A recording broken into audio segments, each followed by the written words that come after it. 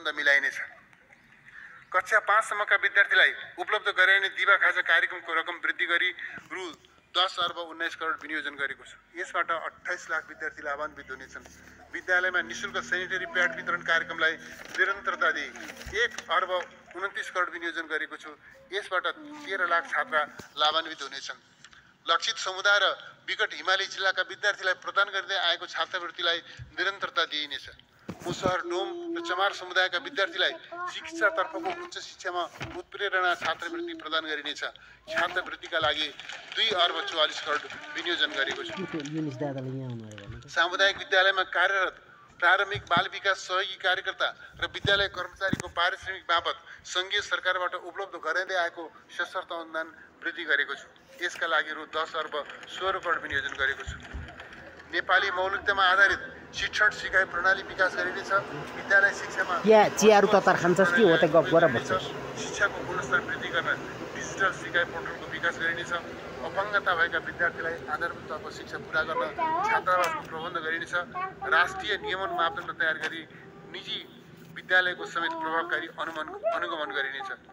गुरुकुल, गुम्बा, मदरसा लगायतका परम्परागत शिक्षा पद्धतिको विषयगत र शैलीगत विशिष्टता संरक्षण र प्रवर्धन गरिनेछ। राष्ट्रिय शैक्षिक सुधार कार्यक्रम अन्तर्गत तराई मधेसमा 1500, पहाडमा 1000 र हिमालमा 500 भन्दा बढी विद्यार्थी संख्या भएका विद्यालयको भौतिक पूर्वाधार निर्माणको लागि पुँजीगत अनुदान उपलब्ध गराइनेछ। निर्माणाधीन नमुना विद्यालयहरूको निर्माण कार्य सम्पन्न गरिनेछ।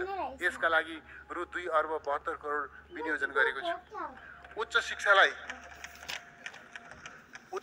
अनुसन्धानमा लक्षित बनाइनेछ।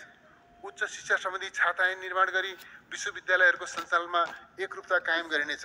अध्ययनका लागि मुलुक बाहिर जाने प्रवृत्तिमा कमी ल्याउन र रोजगार बजार अनुसारको जनशक्ति विकास गर्न जोड दिइनेछ। विश्वविद्यालयहरूका विभाग एवं संकायहरूको पुनर्संरचना गरिनेछ। विश्वविद्यालय अनुदान आयोगको पुनर्संरचना गरी उच्च शिक्षाको सुदृढ नियमनकारी निकायमा विकास गरिनेछ।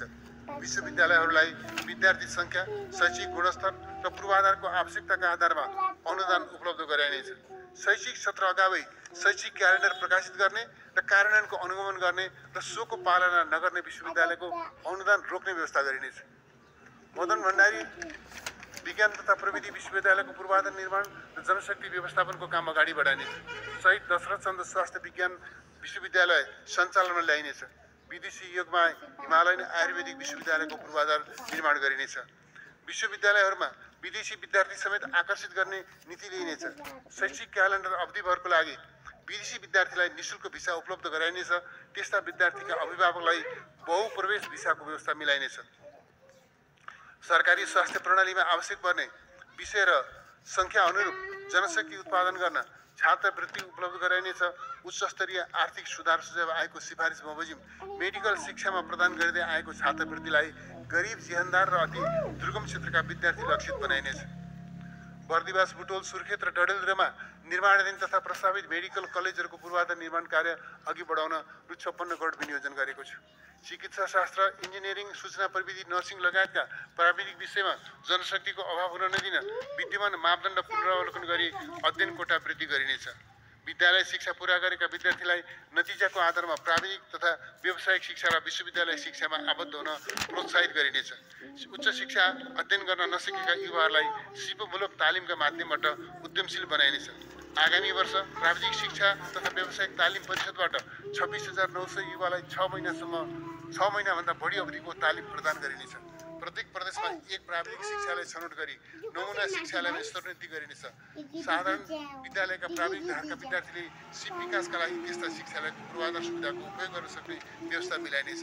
सेवाको प्रकृतिका आधारमा सार्वजनिक निकायमा इन्टर्नलाई परिचालन गरिनेछ। उद्यमशीलता मैत्री शिक्षालाई प्रोत्साहन गर्न हप्तामा 20 घण्टा कामको न्यूनतम जेलासहित कमाउँदै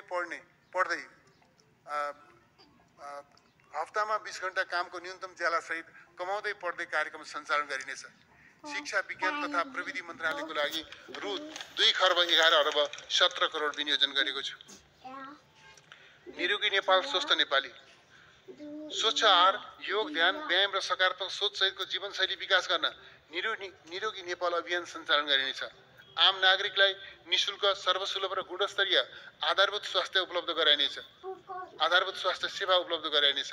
विशिष्टीकृत स्वास्थ्य सेवाको दायरा विस्तार गर्न सक्षम जनशक्ति, आधुनिक उपकरण र पूर्वाधारमा लगानी वृद्धि गरिनेछ।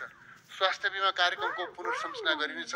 यस सम्बन्धी कानुनी व्यवस्थाको प्रभावकारी कार्यान्वयन र दायरा विस्तार गरिनेछ। बिमितहरूको सुविधा थैली क्रमशः वृद्धि गर्दै लगिनेछ। सामाजिक स्वास्थ्य सुरक्षा कार्यक्रमलाई स्वास्थ्य बीमामा एकीकृत गरिनेछ। बिमितहरूलाई फरक पोलिसी छनौटको सुविधा उपलब्ध गराइनेछ। बीमा सुविधाको दुरुपयोग हुन नदिन दोहोरोपना हटाइनेछ। चुहावट नियन्त्रण र संस्थागत सुशासन कायम गरिनेछ। ज्येष्ठ नागरिक, अपङ्गता भएका व्यक्ति, दलित, अतिविपन्न तथा अल्पसंख्यक समुदायको बीमा सुविधालाई निरन्तरता दिइनेछ। स्वास्थ्य बीमा कार्यक्रमका लागि रु 10 अर्ब विनियोजन गरेको छु। साथै हालसम्म बाँकी रहेको भुक्तानी दाबी रकम तेस्रो पक्षबाट परीक्षण गराई यसै आर्थिक वर्षमा फरफरक गर्ने व्यवस्था मिलाएको छु। उच्च रक्तचाप, मुटु, मधुमेह, मृगौला, कलेजो र क्यान्सर लगायतका नसर्ने रोगको निदान र उपचारका लागि दक्ष चिकित्सक र आधुनिक उपकरणसहित विशिष्ट सेवा विस्तार गरिनेछ। साथै प्रदेशमा मुटु रोग र क्यान्सर रोगको उपचार विस्तार गरिनेछ। फागुन महिनामा नसर्ने रोगको सघन स्क्रिनिङ गर्ने व्यवस्था मिलाइनेछ। आधारभूत स्वास्थ्य सेवा र आधारभूत अस्पतालबाट निःशुल्क उपलब्ध हुँदै आएका औषधिहरूको आपूर्ति सुनिश्चित गरिनेछ। वितरण गरिएका औषधिको अभिलेख राख्ने र वेबसाइटमा प्रकाशन गर्ने व्यवस्था मिलाइनेछ। यसका लागि रु 2 अर्ब 6 करोड विनियोजन गरेको छु।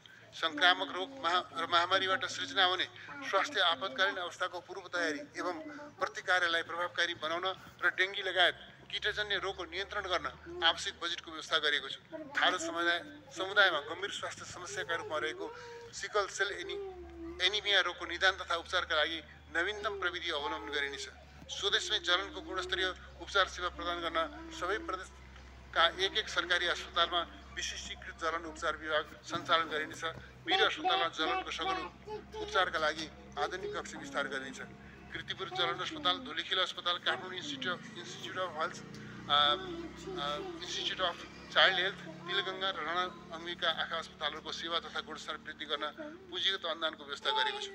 निर्माणाधीन आधारभूत अस्पतालको निर्माण कार्य सम्पन्न गरिनेछ। निर्माण सम्पन्न भएका अस्पतालहरूलाई स्थानीय तह र समुदायको सहकार्यमा सञ्चालन गरिनेछ। यसका लागि रु 11 अर्ब 24 करोड विनियोजन गरेको छु। स्वास्थ्य सेवामा सबै नागरिकको सहज पहुँचका लागि टेलिमेडिसिन र डिजिटल हेल्थ सेवाको विस्तार गरिनेछ। अत्याधुनिक स्वास्थ्य सेवाको लागि रोबोटिक प्रविधि तथा कृत्रिम बुद्धिमत्ताको उपयोग गरिनेछ। वीर अस्पतालबाट अन्तर्राष्ट्रिय स्तरको चिकित्सा शिक्षा र अत्याधुनिक स्वास्थ्य सेवा उपलब्ध गराउन पूर्वाधार निर्माण उपकरण र जनशक्ति व्यवस्थापनका लागि बजेट व्यवस्था गरेको छु। कान्ति बाल अस्पताललाई बाल स्वास्थ्य सेवाको सेन्टर अफ एक्सलेन्सका रूपमा विकास गरिनेछ। पाठेघर तथा स्तन क्यान्सर र पाठेघर खस्ने रोगको निःशुल्क परीक्षण गर्ने कार्यक्रमलाई निरन्तरता दिइनेछ।